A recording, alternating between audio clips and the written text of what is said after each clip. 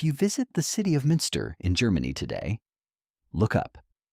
Hanging from the spiraling tower of St. Lambert's Church are 3 iron cages. They have been there for nearly 500 years. They are empty now, but they weren't always. Once, they held the bodies of 3 men. Men who claimed they were gods. Men who turned a prosperous city into a slaughterhouse of polygamy, starvation, and madness. This isn't a story about religion. It's a story about what happens when a society breaks, and the monsters that crawl in to fill the cracks. The year is 1530. Europe is on fire. The Protestant Reformation hasn't just split the church, it has broken reality. For the average peasant, the old rules no longer apply. If the Pope can be wrong, anyone can be right. In this vacuum, new radical groups emerge. The Anabaptists. To the establishment, they are terrorists. They believe babies shouldn't be baptized, only adults who choose the faith. It sounds mild today, but in the 16th century, this is a capital offense. They are hunted, burned, drowned. But persecution doesn't kill a radical idea. It pressurizes it. Enter Jan Matthias, a baker turned prophet. He preaches that the world will end by Easter. He calls for the righteous to find a sanctuary, a new Jerusalem. He chooses Münster. Why? Because the city is already unstable. The guilds are fighting the bishop. The people are angry. Matthias and his young, charismatic disciple Jan of Leiden don't just walk into Münster, they infiltrate it. It starts slowly. Then, all at once, Anabaptists from all over Europe flood the city. They are refugees, the poor, the desperate. By February 1534, the cult seizes the town hall. Then the purge begins. Matthias issues a decree: get baptized or get out. On a freezing winter day, thousands of godless citizens, Catholics, Lutherans, skeptics, are thrown out of the city gates. They leave behind their homes, their clothes, their food. But here is the trap. As the godless leave, the true believers are locked in. The Bishop of Münster, Franz von Waldeck, arrives outside the walls with an army of mercenaries. He digs a trench around the city. The siege has begun. Inside, 40,000 people are trapped with a prophet who thinks he can stop bullets with his mind. Easter Sunday arrives, the day the world is supposed to end. The sun rises, the sun sets. No apocalypse. Jan of Leiden was found hiding in a cellar. The king of the world was dragged out by his hair. But the bishop didn't want him to die quickly. He wanted him to serve as a warning for the next 1,000 years. For 6 months, Jan and his top 2 lieutenants were toured around Germany like circus animals. They were mocked, beaten, and displayed. Then they were brought back to Münster. Look at your king now, Jan! He's nothing but a dog in chains! Throw him to the pigs! On January 22, 1536, the execution took place. I will spare you the full details, but know this. It involved red-hot tongs, and it lasted for an hour. Jan endured it in silence until the very end, when the dagger was finally plunged into his heart. Their bodies were placed inside 3 iron cages. They were hoisted to the top of St. Lambert's Church.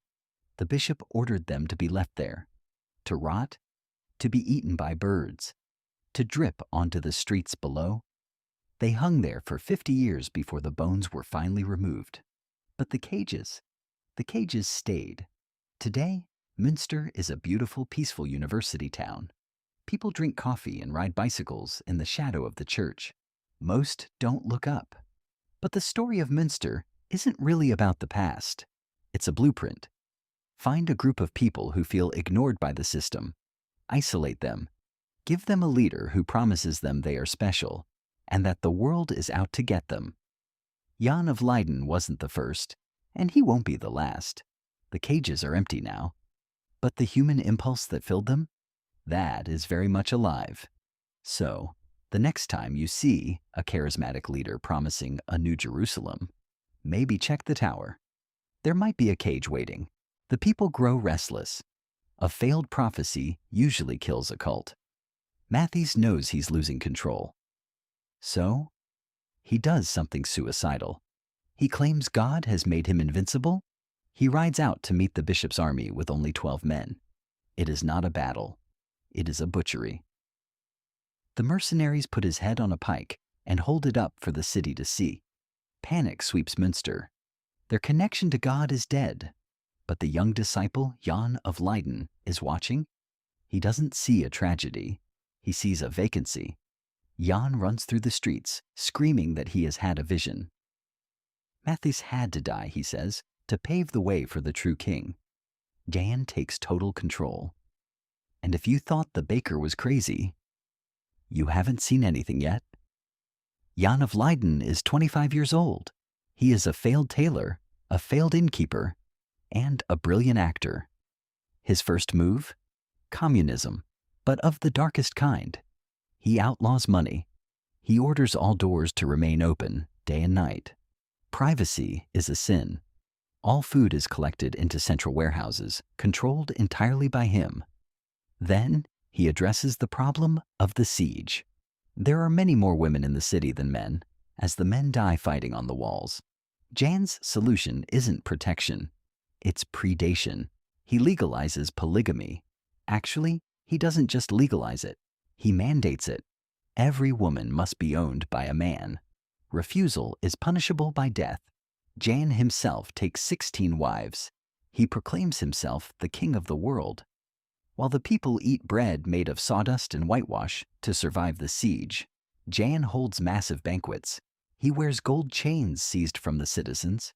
He stages plays in the cathedral, casting himself as the hero. It is a theater of the grotesque. Outside the walls, death. Inside the walls, a delirious, starving fantasy led by a man playing dress-up. But not everyone stayed silent. One of John's wives, Elizabeth Wanscherer, dared to criticize him. She asked why the king lived in luxury while his people starved. Jan took her to the market square. He made the other wives watch. He beheaded her himself. Then, he danced around her body. The fear was total. But starvation is a stronger motivator than fear. By June 1535, the siege had lasted over a year. People were eating leather, grass, and the bodies of the dead. The New Jerusalem had become hell. And like all tyrannies, it didn't fall to an army. It fell to a betrayal. 2 citizens escaped the city. They crawled through the mud to the bishop's camp. They told him about a weak point in the wall. On the night of June 24th, the bishop's stormtroopers slipped over the wall. The massacre was absolute. The starving Anabaptists were too weak to fight. The mercenaries went house to house. The streets ran so red with blood that, according to chronicles, it stained the hooves of the horses. The kingdom of Zion fell in hours.